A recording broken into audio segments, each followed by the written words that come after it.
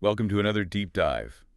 You ready to get into this Liverpool-Arsenal match this weekend? Oh, absolutely. This is a big one. Huge implications, top of the table clash. Definitely don't want to miss this one. This is massive for the rest of the season. It really is. Okay, let's jump right in. Um, First off, I got to talk about Diogo Jota's injury. Oh, yeah. Happened during that crazy Champions League match It did. as RB Leipzig, right? Yeah, he went up for a header, Or no? collided with the goalkeeper. It's a real shame because he's been so good against Arsenal in the past. Yeah, how many goals has he scored against them? 8 goals against them. Really? Yeah. 8 goals? A real problem for their defenders. Wow, that's insane. So how big of a loss is this for Liverpool, tactically speaking? Oh, it's significant for sure. Yeah. You know, his movement and that ability to find space in the final third is crucial to how they unlock defenses. Makes sense. Yeah. So who's likely to step in? Well, it seems like Darwin Núñez is the obvious replacement up front. Okay. He's a very different player. Much more of a target man, Yeah. great in the air, good with his back to goal. So Mhm. we might see Liverpool shift to a more direct approach, using that physicality to create those chances. Interesting. So potentially less of that like intricate passing and movement we usually Yeah. see from Liverpool, Yeah, potentially. and maybe more crosses into the box for Núñez. Exactly. Yeah, it'll be really interesting to see how Klopp adjusts his tactics. He's a master at adapting to these different situations. Oh, sure, for sure.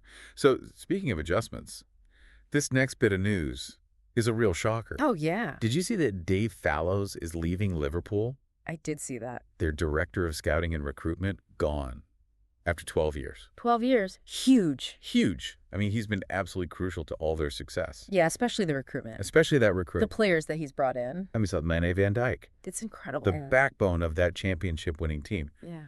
So his departure raises some serious questions. Of course it does. Can they even maintain that level of recruitment without him? That's the big question, isn't it? What does this even mean for their long-term strategy? It's a concern. He had a knack for identifying talent often before they became big names, like those hidden gems. Wow. Be interesting to see who they bring in to replace him. Yeah, can they maintain that level of shrewdness in the transfer market? Oh, we'll see. We'll see. It's almost like they're losing a key piece of the puzzle. It is. How does it impact the bigger picture? Big time. Especially with the Premier League becoming even more competitive. Absolutely. But look, it's not just Liverpool with potential issues heading into this match. Word on the street is Trent Alexander-Arnold might be playing through pain. Yeah, that's a bit worrying. Yeah. He's vital to their attack. Of course. All that creativity, those pinpoint crosses. Absolutely. But to push him when he's not fully fit, Yeah. it's a gamble for sure. How much risk are they willing to take, especially in a game this big? It's a tough call for Klopp. Alexander-Arnold's influence is undeniable, Right. but, aggravating an existing injury could have much bigger repercussions down the line. They need him for the long haul, not just this one match. Absolutely. And while we're talking about potential absences, Yeah. there's buzz that Arsenal might be missing a key player too. Oh, really? Looks like Bukayo Saka might be out after picking up a knock in training. Wow. It could be huge. That is big. He's been one of their most dangerous players this season. Pace, trickery, eye for goal. It's a lot to replace. A lot to replace. So how do you think this might affect Arsenal's approach? Could this swing the balance of power in Liverpool's favor? It's certainly an advantage for Liverpool. Yeah. But, Arsenal has depth, and Arteta is a clever manager. Right. They've shown they can adapt and find ways to win even without key players. That's true. But it definitely throws another layer of intrigue into this already massive match. No doubt about it. All right, so we've covered a lot here. You have Injuries, departures, potential mind games. all of it. It's clear this Liverpool-Arsenal clash is shaping up to be an absolute thriller. A must-watch game. Definitely must watch. What's interesting to me is that these injuries could actually spark some unexpected heroics. Oh, yeah. Think about it. Someone on either team steps up, fills that gap, and becomes the story of the match. I love that. Yeah, You're right. Every challenge creates an opportunity for someone to rise to the occasion. absolutely. Those classic underdog stories. Exactly. So who are you thinking? Who could be that surprise hero for Liverpool? Well, Luis Diaz has been looking really good lately. Yeah, He's got that pace, that dribbling ability, cuts inside, creates havoc. he does. So without Jota, he might actually get more opportunities, start, more space to operate. Yeah. This could be his moment to shine. I like that Diaz taking on the Arsenal defense. That would be exciting to watch. What about the whole left by Fallows, though? Could that actually work in Liverpool's favor in some strange way? It's possible. Sometimes, a change in leadership can inject new energy, new ideas. It could force them to be more innovative, Yeah. explore different scouting networks or analytical approaches they haven't thought of before. Yeah, that's a really interesting way to look at it. Like, yeah, losing Fallows is a blow, It is, but it could also be a catalyst for positive change. for sure. Okay, so we've talked about Liverpool's potential challenges and opportunities. Hmm. But what about Arsenal? How do you see them navigating this situation with Saka potentially out? Well, Gabriel Martinelli is the natural replacement on that left wing. He's Right. got the pace and directness to cause problems for any defense. Okay. But Arsenal might also use this as a chance to experiment a bit. Oh, yeah. Maybe try a slightly different formation. Right. Or even bring in a younger player who's eager to impress. Right, like Emile Smith-Rowe could get a chance. Yeah, exactly. But with or without Saka, they still have to go up against a wounded, potentially even more determined Liverpool side. Oh, absolutely. That mental aspect we were talking about earlier, Yeah. that could play a huge role here. Without a doubt. You know how both teams handle the pressure of this match? Yeah. The weight of expectation?